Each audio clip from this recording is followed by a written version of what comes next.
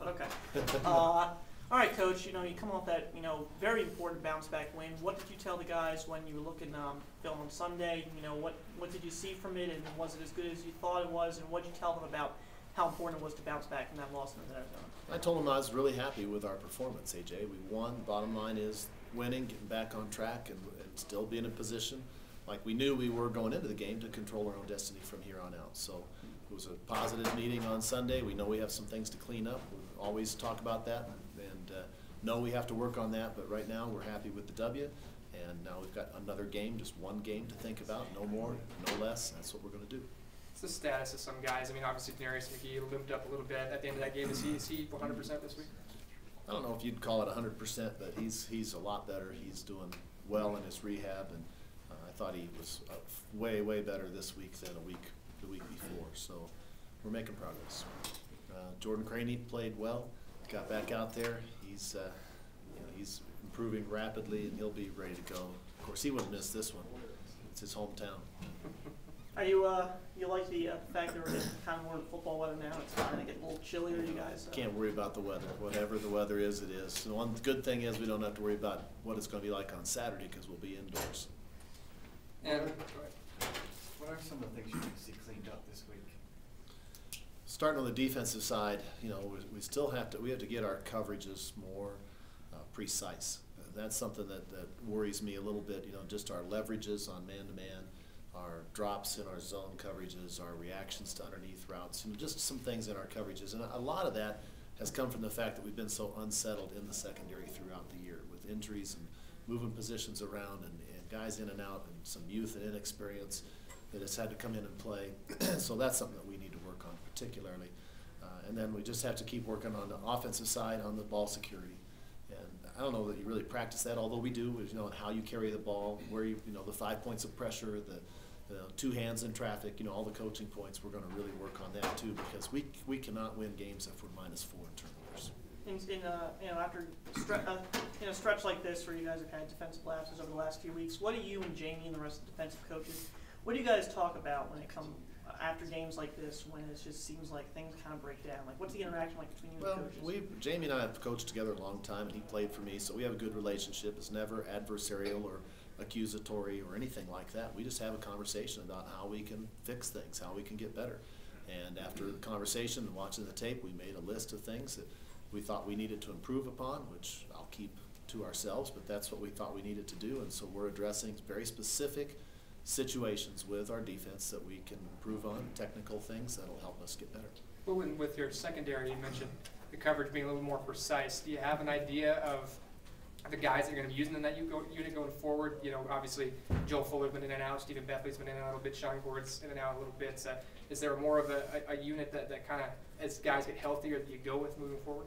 Well, the biggest thing is to get our seniors back out there, with Jordan Craney and Arnold Briggs. That's where our experience is. Those guys are veterans.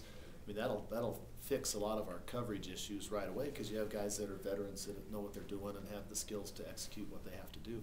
Beyond that, I think the other guys are very talented and just need reps and practice time and coaching and turns out there, and they'll get better as they go along too. Do you see the youngsters playing more or less kind of as the season winds down? A lot of it still depends on how long our other guys can go that have been banged up. Arnold is still struggling a little bit. Jordan's still struggling a little bit. Mike Ryder has had sore knees all year, and he's kind of beat up at this point in the season. So there's a combination of things. You want your good guys to be out there, the guys that are older guys.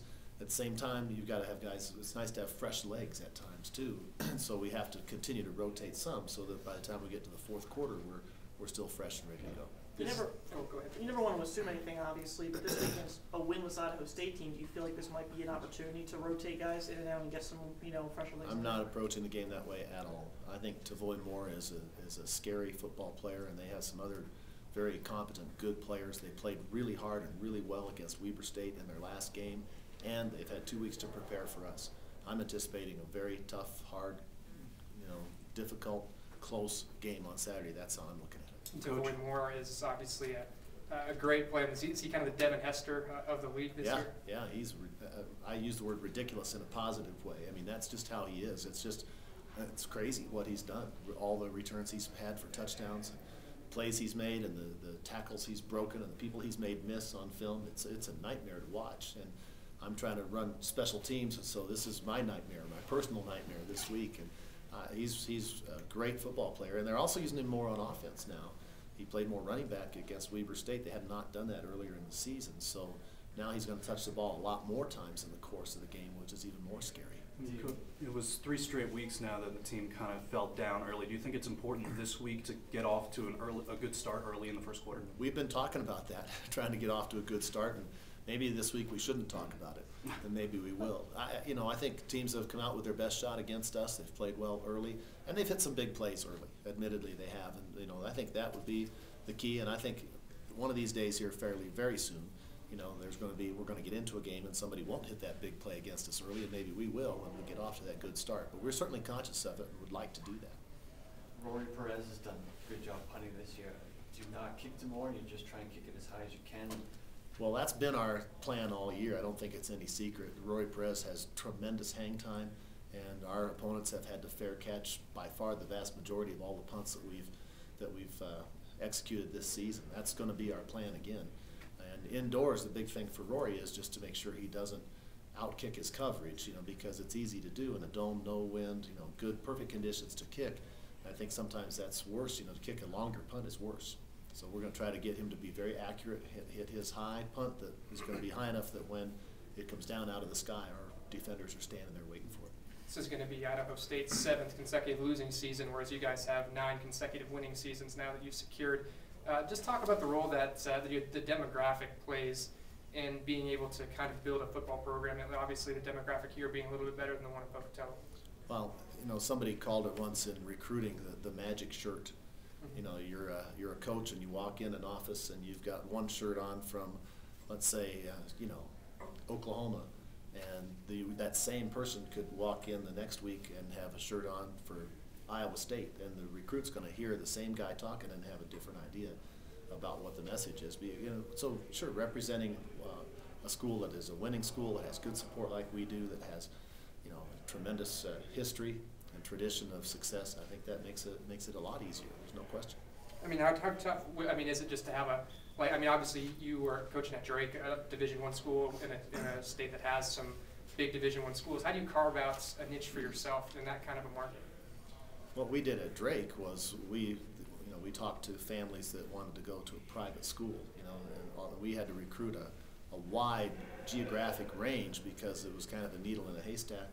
But when we did find a family that wanted a private school education, then we weren't competing against Iowa or Iowa State or Northern Iowa. We were competing against Air Force Academy and Harvard and Yale, and sometimes we would win those battles just by geography or price or whatever. So you have to find your niche and find out what you can do and what recruiting battles you can win, and you have to have a big enough pool of candidates that you can end up with a successful, end result. I think it's a pretty hard niche over there at Pocatello with a place like Boise State, obviously gaining a lot of attention in that state. I'm sure it is. I'm sure it's very difficult. And got Idaho's also at the FBS level, and so those two programs I'm sure make it difficult for them. But the bottom line is just finding a big enough pool of guys. And when you look at a Tavoy Moore and you look at some of the good players they've had, the good receiver from last year, I'm blanking out on his name, but they've had some very talented players, and they can if they keep working California like they have and continue to work hard, I think they'll get some talent and eventually get over the hump.